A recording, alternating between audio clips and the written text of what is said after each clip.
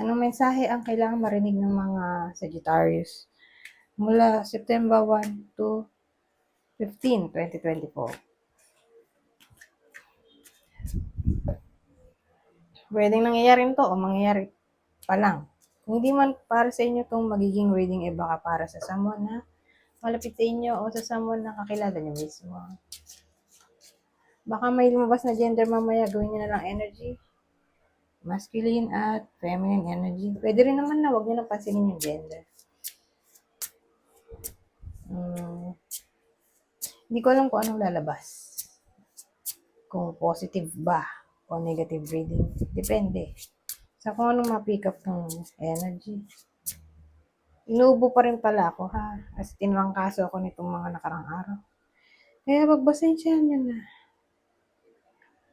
Kung yun nga, di ko mapigilan, umubo pa rin. Anyways,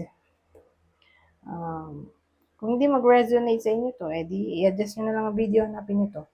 Kung hindi pa rin, edi dito na. Okay? Ito na yung last deck natin.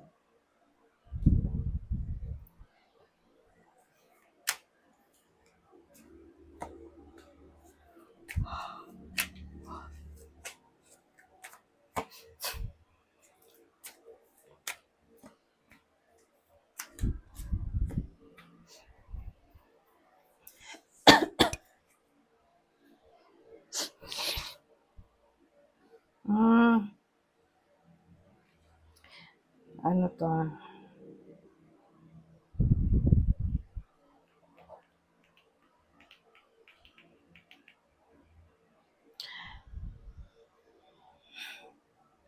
Walang dating kasi dito.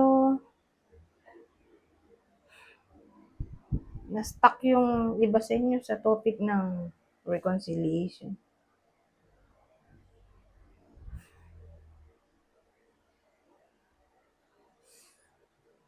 Tingin ko hindi pa rin makakalimot sa nangyari sa nakaraan. Yung iba, ano kaya nangyari? Para bang galit pa rin yung iba sa inyo. Sa someone, sa past nila na para bang nagka-problema sila. Na hindi nila pa rin mapatawad hanggang ngayon. Ano kaya ang problema? Siguro ang topic ay cheating dahil nagkaroon ng ibang option o deception in general.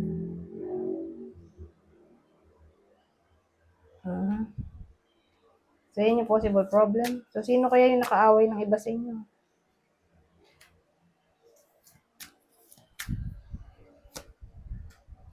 Sagittarius, Gemini.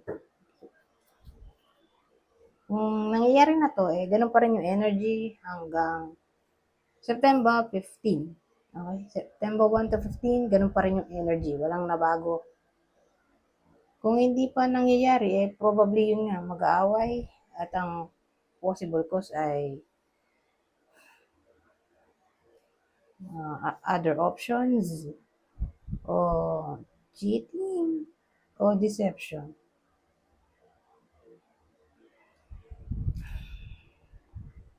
Ito yung possible na taong makakaaway. Okay? Sagittarius, Gemini.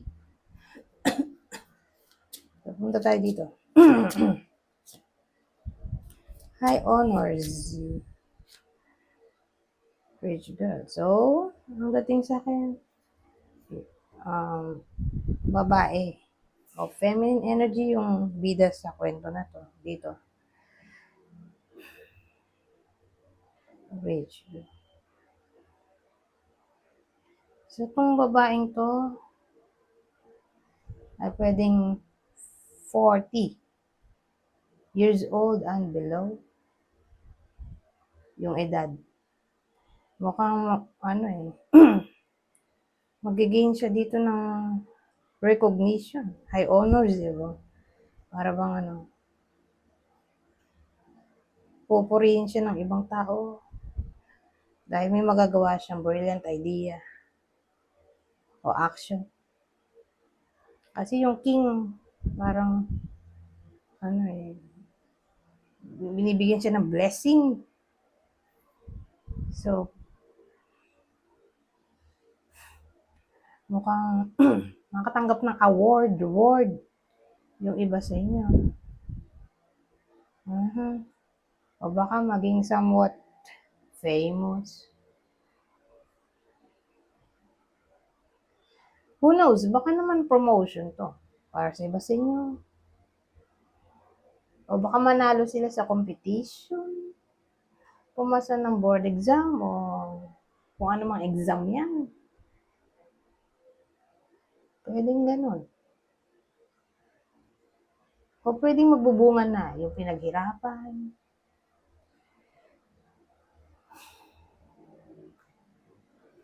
Yan, ganyan yung dating dito, ha?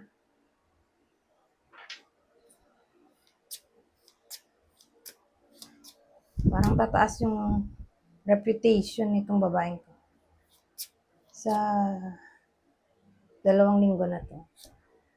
Yung ibang babaeng Sagittarius. Okay?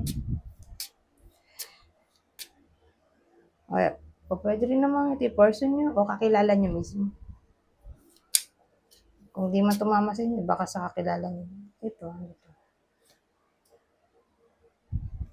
Asahan natin na baka may matanggap na wish, maka-receive ng wish o may mangyaring wish o manifestation ng wish. Pero hindi sa ngayon. Sad to say. Mga ano to, September, October, mga December pa ma-manifest o mangyayari to.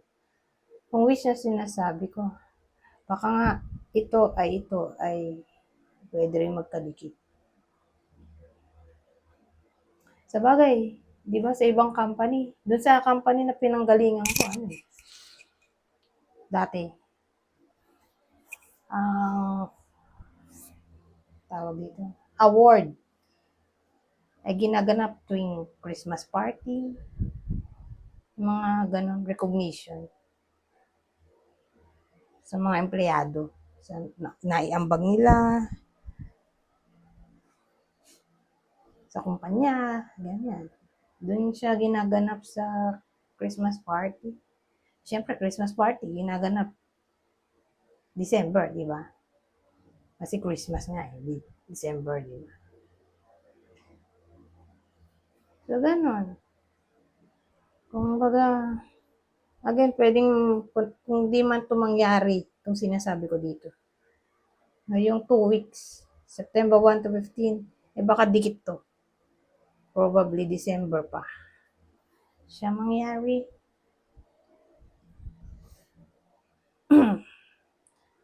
Kung di man magkadikit to, dito lang. Kung ano man yung wish ng iba sa inyo o tinatry i-manifest, yun nga. Kailangan nyo maghintay. Mangyayari naman eh. Yun nga lang mga bandang ano pa siya. Mangyayari December. Anyways, punta tayo dito.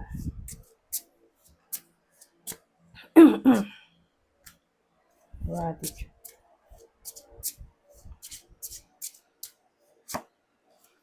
Hello.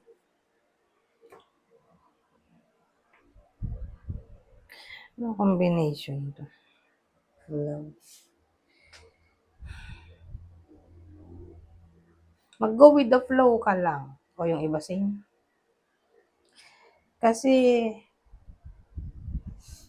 sa ganitong process, walang magiging problema ang iba sa inyo. Kaya ito, magpapasalamat kayo. Kasi nga, naitawid nyo ang 2 weeks nang walang problema na kinakaharap. Walang crisis. As in, good mood lang ba? Yung iba sa inyo. Sa period ng 2 weeks na to, kung mag-go with the flow, hindi stressin ang sarili.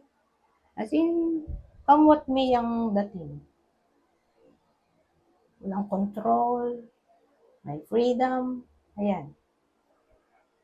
Dahil dyan, walang problema ma-encounter ang iba sa inyo. Kaya may gratitude dito. Yung pagpapasalamat yung iba sa inyo sa universe. Kasi hindi kayo na-stress. Okay?